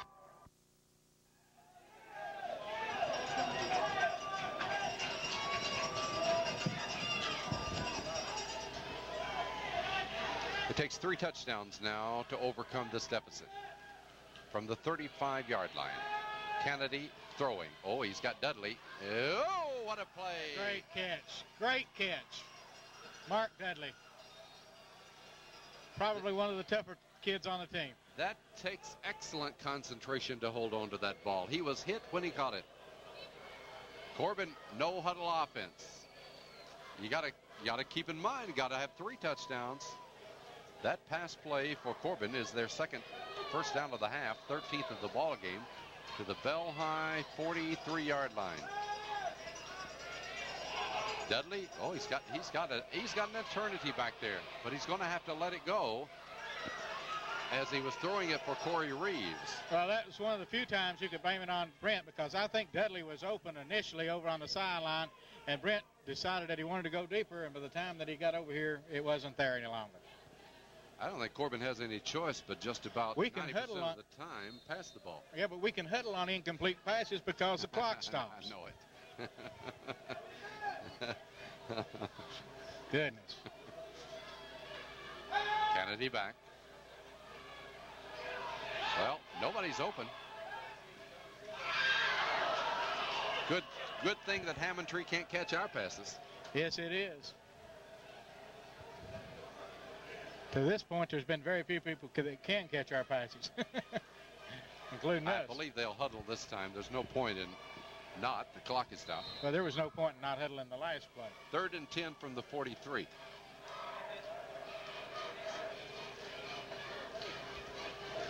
Now, Kennedy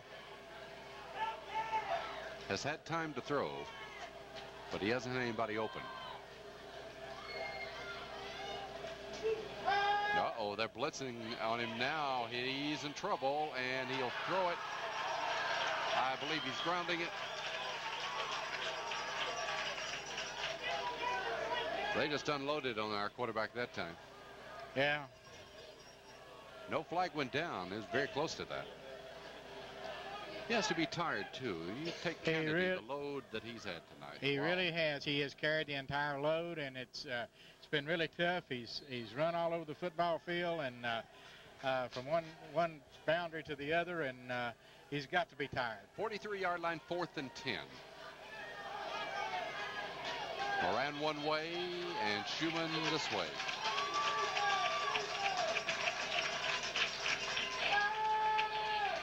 Hit him.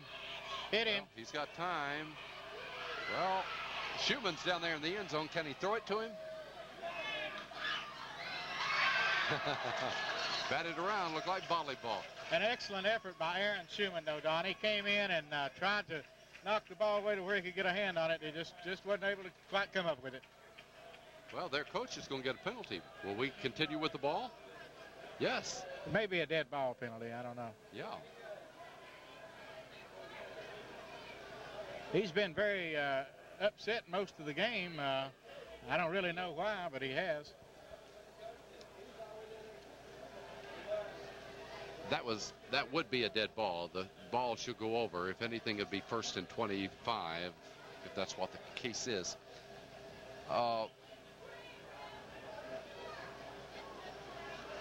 The coverage of Bell High, they just drop enough people back there, and they're outnumbering us. So, you know, Don, I question what our attitude was coming in this football game. We never have been in this game, really.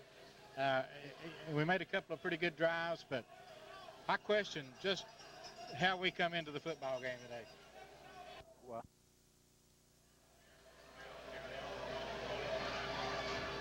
unsportsmanlike conduct on behalf of the Bell County Bobcats cost them 15 yards. It'll be 1st and 25, Bell High. And the ball is somewhere in there inside the 30-yard line. What?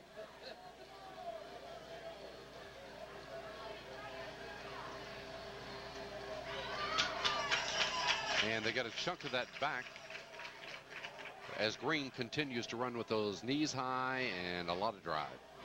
Tough running back, and they got a good offensive line too, Don. They are really tough. I thought we were physical until we played this team. Yeah.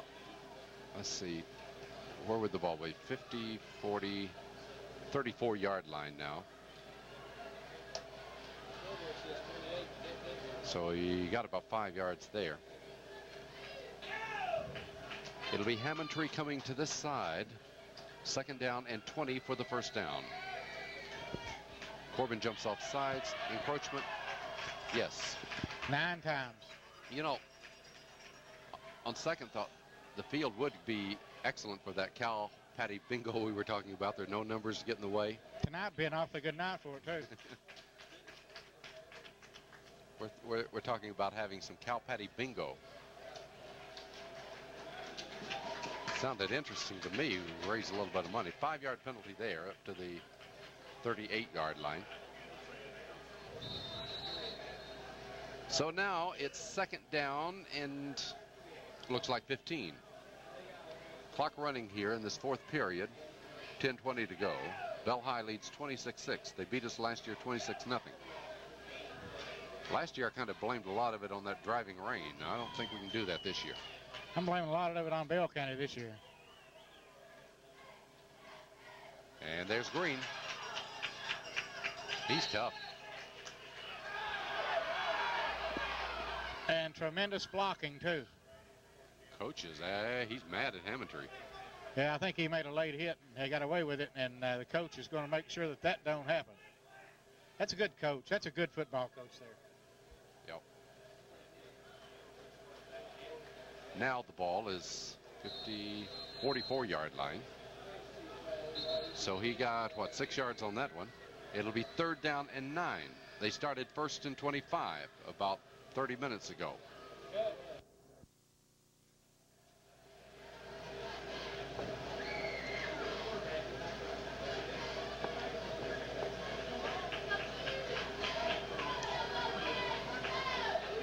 You know what was worse than this? No. It's when Bell County beat us in basketball last year.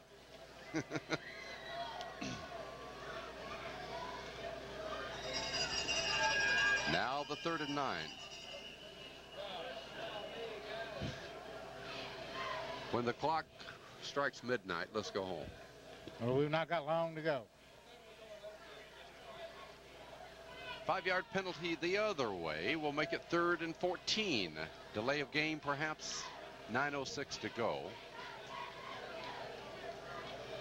Back to the 39-yard line. You going to call it quits?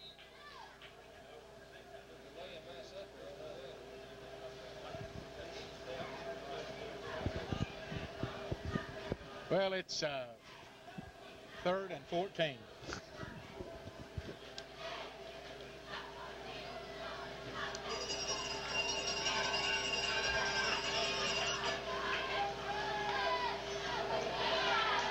Now, that's number 24, Burnett, and Burnett will run it up to about the 44 again. It'll be 4th down.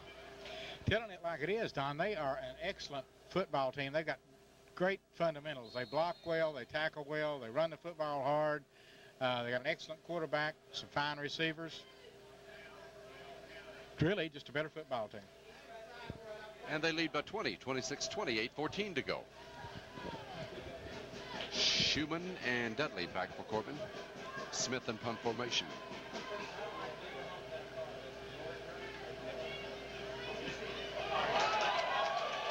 Best kicker we've seen this year. Down to the 7-yard line, and it was his kick that put us under to start this ball game with, and we have not recovered. There's very little they don't do well.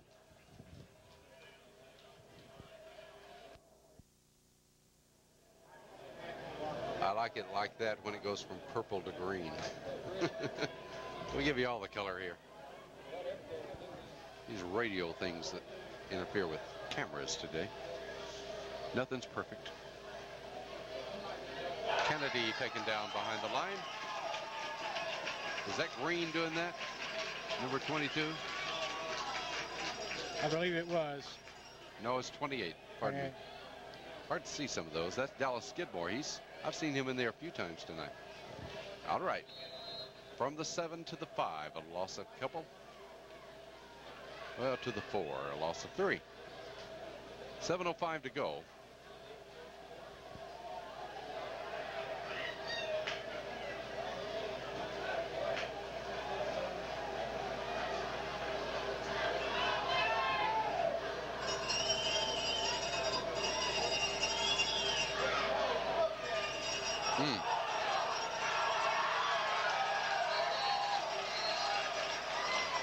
Well, the young man, for the first time tonight, Wes Fortney, gets the call deep in his own territory and coughs it up. And Bell High, I think, has it. Let's see.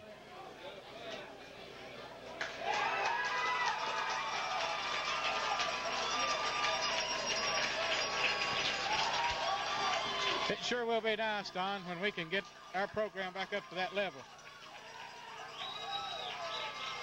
They're playing tough. Penalty against Corbin is declined, obviously, and Bell High is going to add to it.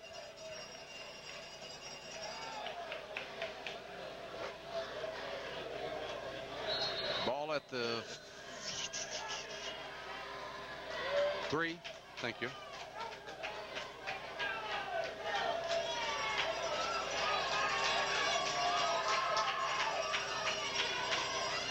And that's the quarterback. Aaron Schumann. You know, they're ahead 26-20. And their main man, Collett, has no business out there running. I wonder sometimes what gets in these guys' heads. 26-6. 26, yeah. Up by 20. Why in the world do you want to put a guy like that at risk out there? Well, if you've beaten Corbin one time in the last 40 years. Yeah. And they used to beat Bell County 40 and 50 and 60 to nothing. Yeah, but they could sink green up. That's what I mean. It's just sometimes wonder why you got a season ahead of you. They may can win the AAA championship. I'd say they've got a very good chance. They'll try it again, this time from the 5-yard line. This is Burnett. And Burnett carries people. Did he get in? Lance Burnett had Tim French with him and got it down to about the 1. So it's going to be 3rd and goal. Tim's a fighter. He has not given up. But the light is growing dim.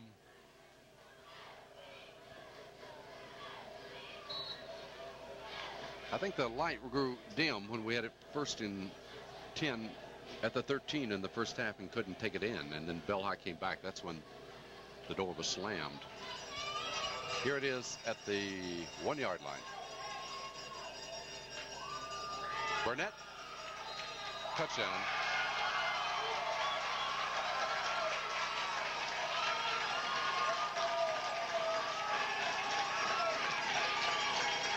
And it's a rout. Well, it's not as bad as Austin East. That was 32 to nothing. But that was Austin East.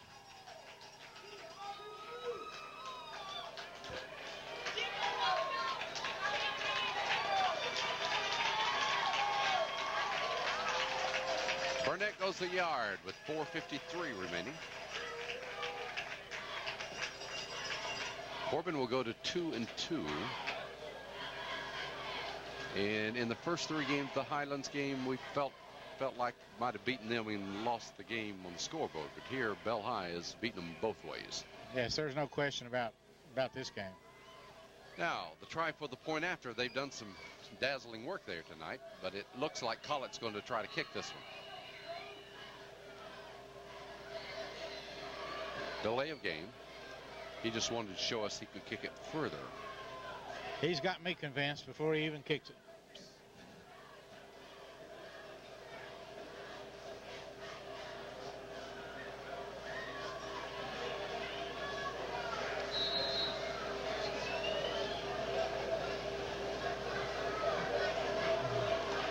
All right, Collett. No. Went through the referee's arms. Does that count? I'd bench him. 4:53 to go. 32-6 Bell High.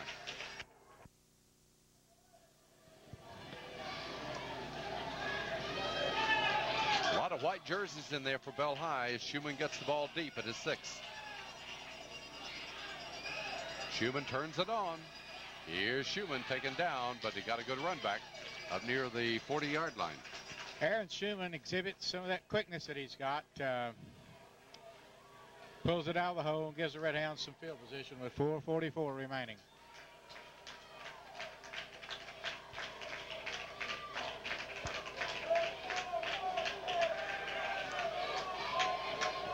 You know what?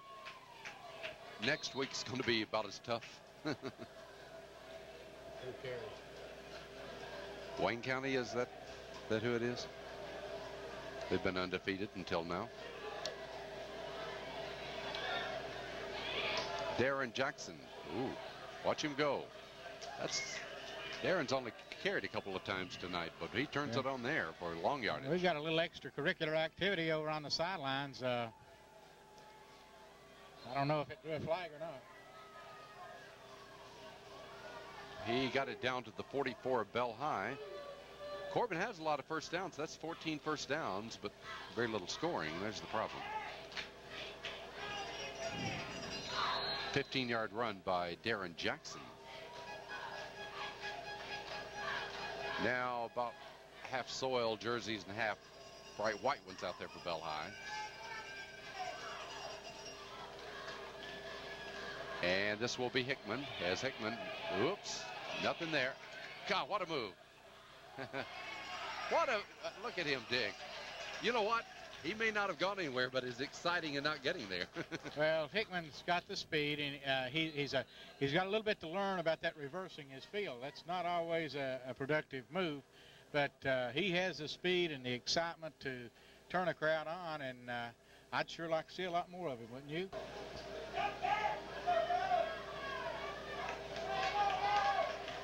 No gain at the 44, 2nd and 10.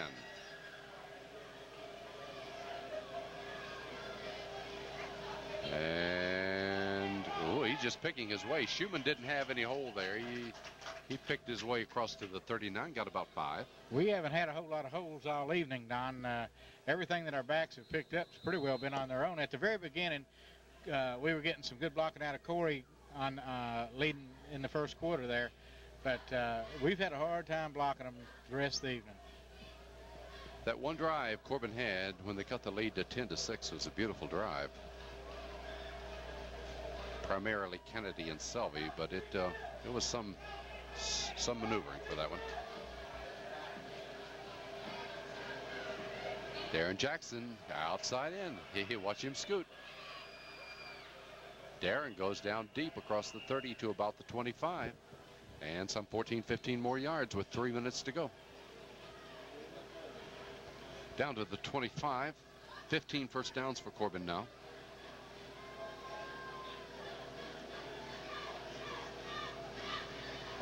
And Kennedy on the option. Kennedy pitches this time, and there goes Dudley. Dudley knocked out of bounds, but Kennedy very, very good at that option. He certainly is. He waited to the last moment and flipped it out to Dudley. And Dudley's a big back. He's got some good strength in there, and he picks up some good yardage. Per carry, I'd say Dudley's one of the highest ball carriers that we have in yardage.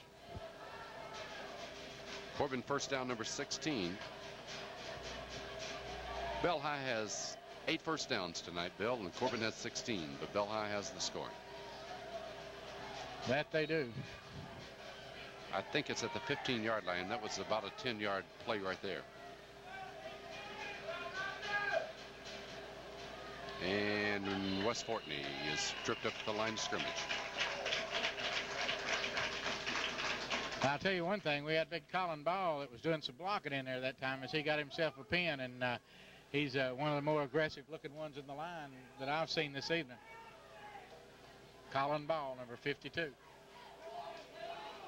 2nd and 10. 2:05 to go.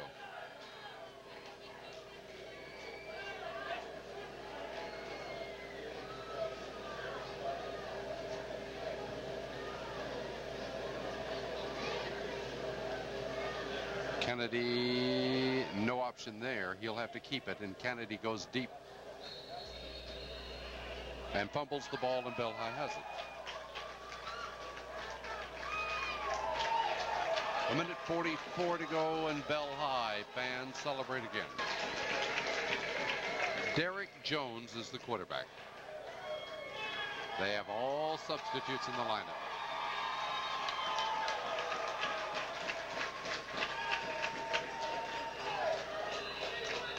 And so Bell High will run out the clock.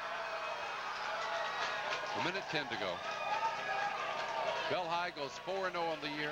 Corbin 2-2 as Bell High wins it 32-6.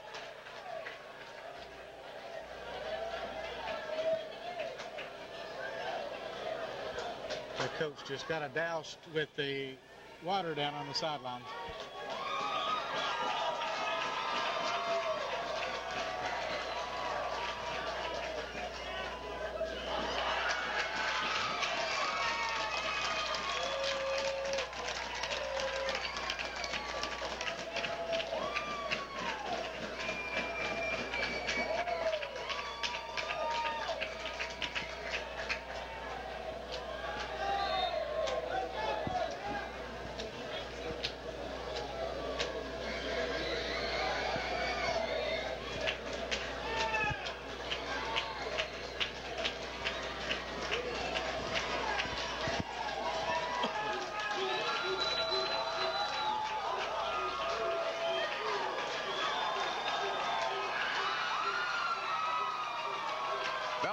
Out the clock as the Bobcats do it 2 years in a row to the Corbin Redhounds. Thank you for joining us, fans. Don Estep with Bill Crook and Dale Johnson. We'll be back here next week at 8 o'clock on Channel 19 for the replay of Corbin Redhound football.